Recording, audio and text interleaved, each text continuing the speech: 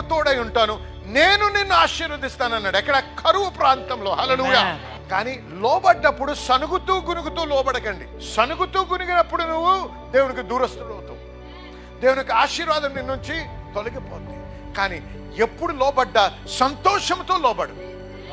దేవుడు నాకు తోడై ఉన్నాడు, దేవుడు అద్భుతాలు చేస్తాడు.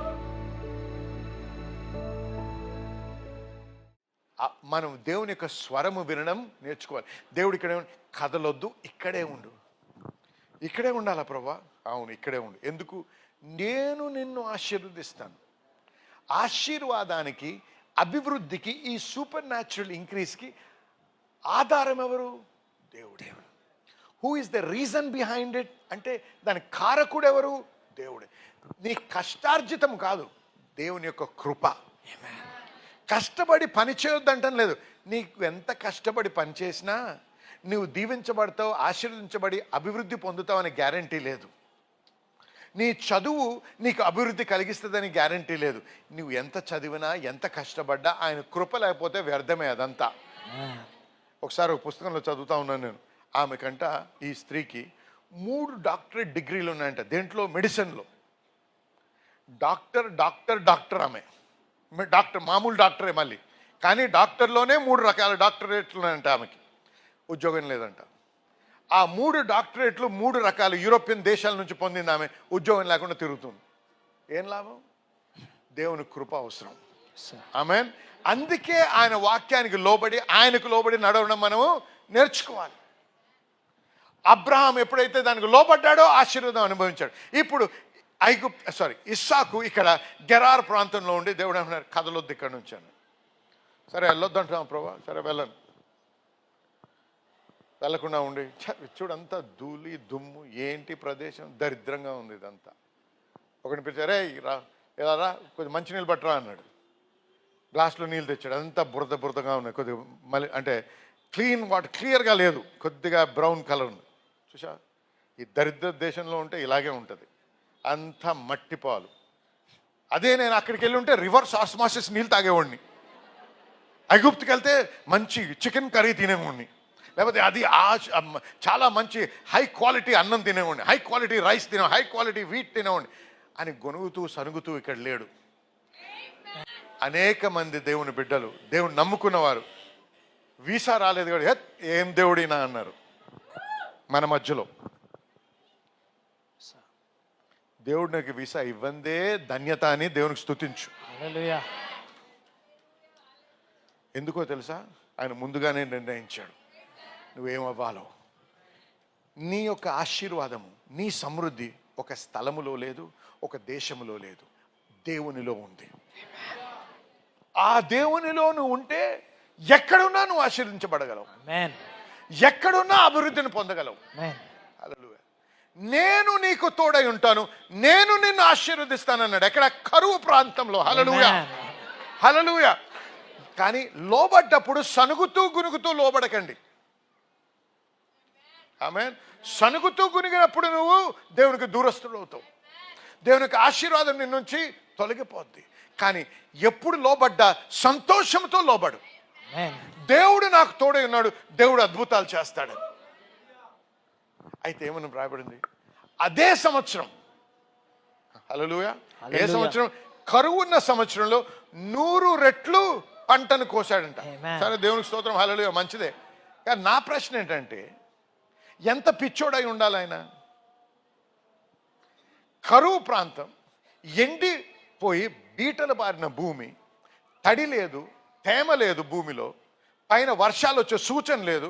అటువంటి సమయంలో ఉన్న కొద్ది విత్తనాన్ని తీసుకెళ్లి బురద, ఆ మట్టి, ఆ దుమ్ములో నాటడానికి ఎంత బుద్ధిహీనుడై ఉండాలి?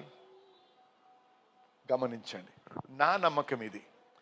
దేవుని వాక్యానికి లోబడి, దేవుని మాటకు లోబడి ఎప్పుడైతే జీవించాడో, సనుగుతూ గునుగుతుగా, దేవా నీవు నాకు తోడే, నువ్వు చెప్పావు ఏంటి? సూపర్ న్యాచురల్ ఇంక్రీజ్ నువ్వు చెప్పావు కాబట్టి నేను నిన్ను స్తుతిస్తున్నా. నా జ్ఞానము నువ్వు, ఎందుకు? నువ్వు వాగ్దానం ఇచ్చావు. I am the Lord that teacheth thee to profit and leadeth thee in the way that you should go. నీకు అభివృద్ధిని కలిగించేవాడిని నేను అన్నాడు దేవుడు. హల్లెలూయా. కాబట్టి దేవా ఏం చేయాలంటే, నా నమ్మకం, నా విశ్వాసం ఏంటి తెలుసా? దేవుడే ఇస్సాకుకు చెప్పాడు, ఎండిపోయిన బీటలు పారిన భూమిలో, దుమ్ముతో కూడినటువంటి ఈ ప్రాంతములో, తేమ లేనటువంటి ఈ ప్రాంతములో, వర్షము తడి లేనటువంటి ఈ ప్రాంతములో, వర్షపు సూచన లేని ఈ ప్రాంతంలో నువ్వు విత్తనము నాటు అని ఆయన స్వరముని వినే స్థితి లో ఉన్నాడు. కాబట్టి వెర్రివాడిగా అనిపించినా ఆ వాక్యానికి లోబడ్డాడు ఆయన. నీకు దర్శనం, నీకు నడిపింపు కావాలి, నీకు కౌన్సిల్ అంటే ఆలోచన, కౌన్సిల్ కావాలి. ఏం చేయాలి, ఇక్కడికి వెళ్ళాలా లేదా, వారిని వివాహం చేసుకోవాలా లేదా, ఈ ఉద్యోగం మంచిదా కాదా, దాన్ని తీసుకోవాలా లేదా, ఇవన్నీ ఒక్కో మనిషితో కాదు మాట్లాడాల్సింది, ముందు ఆయనతో మాట్లాడాలి. ఆయన నీకు ముందుగానే ఏర్పాటు చేశాడు, నీ గమ్యాన్ని ఎరిగినవాడు. హల్లెలూయా, హల్లెలూయా. విచారంలో జీవించకు. ఆయన స్వరముతో కానీ నువ్వు కనెక్ట్ అవ్వగలిగితే, అనుసంధానం అవ్వగలిగితే, దానికి లోబడితే నీకు అసాధ్యమైనది ఏది కూడా లేదు.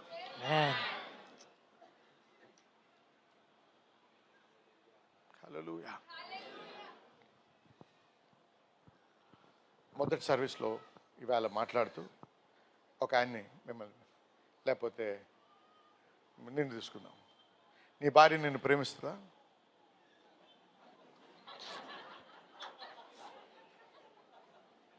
తెలుసా? ఖచ్చితంగా. ఎంత ప్రేమిస్తుందంటే నీ నెత్తి మీద ఎన్ని ఎంటుకలు ఉన్నాయో తెలుసా ఆమెకి? మనం ఒకరిని ఎంత ప్రేమించినా అంత చిన్న విషయం గురించి పట్టించుకోం. కానీ దేవుడు మనల్ని ఎంతగా ప్రేమించాడంటే ఈరోజు మన నెత్తి మీద ఎన్ని వెంట్రుకలు ఉన్నాయో తెలుసు. ఈవేళ ఎంతమంది సంఘానికి రాకముందు తలస్నానం చేసుకున్నారో చెప్పండి. చేతని సిగ్గుపడేది ఏమీ లేదు, ఉగ్గుపండి ఇలాగా నేను చేసుకున్నాను. అయితే ఇవాళ తలస్నానం చేసిన కొన్ని ఊడిపోయాయి. అది కూడా సిస్టంలో ఎక్కిచ్చారు అక్కడ ఏంజల్స్. హల్లెలూయా, హల్లెలూయా. అంటే దేవుడు మనం ఎంత ప్రేమిస్తున్నానో ఒకసారి గుర్తు చేస్తున్నాను. మరి అటువంటి దేవుడిని పట్టుకొని నేను వివాహం కాలేదు, నువ్వు అసలు పట్టించుకోవా, నువ్వు ఉన్నావా, అసలు ఎక్కడ ఉన్నావు, ఈ పిచ్చి ప్రశ్నలు, పిచ్చి రకమైన తలంపులు, ఆలోచనలు, ప్రశ్నలు మానేయాలి మనం. హల్లెలూయా. ఎందుకంటే ఎంత ప్రేమించాడంటే తన ఏకైక కుమారుని యేసయ్యను మన కొరకు మరణించడానికి పంపించాడు. అటువంటి వ్యక్తి యొక్క ప్రేమను మనం సంకోచించడం కానీ ప్రశ్నించడం అనేది వెర్రితనం. మనం మేలు పొందాలని, మనము ధనికులు అవ్వాలని, హల్లెలూయా, పేదరికం కాదు ధనికులు అవ్వాలని చెప్పి ఆయన పేదవాడిగా మారాడు. కాబట్టి వినండి జనులారా, మీరు పేదరికంలో, లేమిలో ఉండడం దేవుని చిత్తము కాదు. దాన్ని మీరు ఒక శత్రువుగా తెలుసుకొని దాన్ని యుద్ధము చేసి ఓడించి ఆ ధైర్యముతో ముందుకు సాగుతూ మరి ఆర్థికంగా కూడా దీవించబడి ఉండాలి. హల్లెలూయా, హల్లెలూయా. అయితే ఇస్సాకు అదే ప్రాంతంలో ఉన్నాడు. అదే సంవత్సరం ఎంతగానో దీవించబడ్డాడు. అంతేకాదు, ఆ వచనం చదువు, 12వ వచనం చదువు. ఇస్సాకు ఆ దేశమునందున ఉన్నవాడై విత్తనం వేసి ఆ సంవత్సరంలో 100 ఫలము పొందెను. యెహోవా అతనిని ఆశీర్వదించెను గనుక. ఆగండి, ఎవరు ఆశీర్వదించారండి? గనుక. హల్లెలూయా. గనుక ఎవరో ఆశీర్వదించారు, గనుక అలాగయ్యాడు. దేవుడు మనల్ని ఆశీర్వదిస్తే గనుక అంతే. హల్లెలూయా. ఎవడు ఆపలేడు, ఏది ఆపలేదు, ఏ పరిస్థితి ఆపలేదు. హల్లెలూయా. కాబట్టి ఈ రోజు నుంచి ఒక నిర్ణయం తీసుకోండి, నేను దేవుని వాక్యానికి లోబడతాను. దేవుని వాక్య ప్రకారంగా ఆర్థిక విషయాల్లో దేవుడు నియమించినటువంటి ఈ యొక్క విధానాలని తెలుసుకొని, ఆ ప్రిన్సిపల్స్, ఆ యొక్క సూత్రాలను బట్టి నేను జీవిస్తాను. నా దశమ భాగం ఖచ్చితంగా ఇస్తాను. దేవునికి నమ్మకస్తునిగా బ్రతుకుతాను అని నమ్మి విశ్వాసంతో చేయండి. ఖచ్చితంగా ఆయన యొక్క దీవెన మీరు అనుభవించనే ఉన్నారు. యెహోవా ఆయన్ను ఆశీర్వదించెను గనుక. హల్లెలూయా. అంతే. మనుష్యుడు గొప్పవాడాయను. ఎప్పుడైతే యెహోవా ఆశీర్వదించాడు గనుక అనగానే ఇంకా ఏది కూడా అడ్డు రాలేదు. హల్లెలూయా. ఆమేన్, ఆమేన్. 14వ వచనం. అతనికి గొర్రెల ఆస్తియు గొడ్ల ఆస్తియు దాసులు గొప్ప సమూహమును కలిగి ఉండెను. ఫిలిస్తీయుల అతని యందు అసూయపడిరి. హల్లెలూయా. చూసారా, ఫిలిస్తీయులను చూసి అసూయ పడుతున్నారు. 13వ వచనం. అతడి మిక్కిలి గొప్పవాడై. ఆగండి, గొప్పవాడు కాదు, ఇప్పుడు ఎలాగండి? మిక్కిలి అంటే ఎక్సీడింగ్ అన్నమాట. ఇంగ్లీష్లో దాన్ని ఏమంటామండి? ఎక్సీడింగ్. Super natural increase. చూసారా నిబంధనలో ఉన్న బలం చూసారా? నిబంధనలో ఉన్నాడు కాబట్టి కరువు కూడా ఆయనను మిక్కిలి గొప్పవాడుగా అవ్వడానికి ఆపలేకపోయింది. ప్రభుత్వం ఏం చేయలేకపోయింది. ప్రభుత్వం ఆయన చూసి అసూయపడుతుంది. హల్లెలూయా. నీ యొక్క ఆధారం ప్రభుత్వం కాదు. కాబట్టి ఈ రోజు నుంచి నువ్వు దరిద్రుడు కాదు, నువ్వు దేవుని కుమారుడివి. ఆమేన్. నీకు వచ్చే ఆశీర్వాదం నీ ప్రభుత్వం నుంచి కాదు, దేవుడి నుంచి. Yes, sir. ఆ వాక్యానికి నువ్వు లోబడి నడిచినట్టయితే నీ ప్రభుత్వ సహాయం అక్కర్లేదు నీకు. నీ దేవుడే నిన్ను గణపరుస్తాడు. ఆమేన్. నీవు దేవుని కుమారుని దేవుడు చెప్తున్నాడు, నేను కాదు, వాక్యం చెప్తుంది. నేను విశ్వాసిని అని నువ్వు తిరిగి మళ్ళీ నేను దేవుని కుమారుని కాదు అంటే నువ్వు అవిశ్వాసివి. నువ్వు నిజమైన విశ్వాసివి అయితే నువ్వు దరిద్రుడు కాదు, నువ్వు దరిద్రుడివి కాదు, నువ్వు దేవుని కుమారుడివి, నువ్వు ఆశీర్వదించబడ్డావు.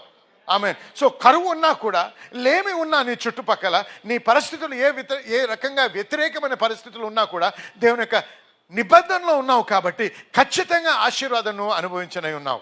ఆమేన్. హల్లెలూయా. భయపడ్డదంట ప్రభుత్వము. ఆ రాజు ఇస్సాకును చూసి భయపడ్డారు. అంతగా దేవుడు దీవించాడు. జనులారా వినండి, దేవుడు పక్షపాతి కాదు. హల్లెలూయా. ఈ యొక్క ఆశీర్వాదం గురించి ఇంకా ముందు కొనసాగుతాం, కానీ ఈ రోజుకి ఇంతటితో ఆపుకుందాం. హల్లెలూయా. ఆశీర్వదించబడ్డారా? Yes, sir. దీవించబడ్డారు. ఈరోజు నీవు నిబంధనలో ఉన్నావని మర్చిపో. Amen. ఎప్పుడైతే నువ్వు యేసయ్యని నీ సొంత రక్షకునిగా అంగీకరించావో ఆ రోజే నువ్వు దేవునితో ఒక నిబంధనలోకి వచ్చావు. ఆ నిబంధనలో ఎంత బలముందో నీకు చూపిస్తున్నాను.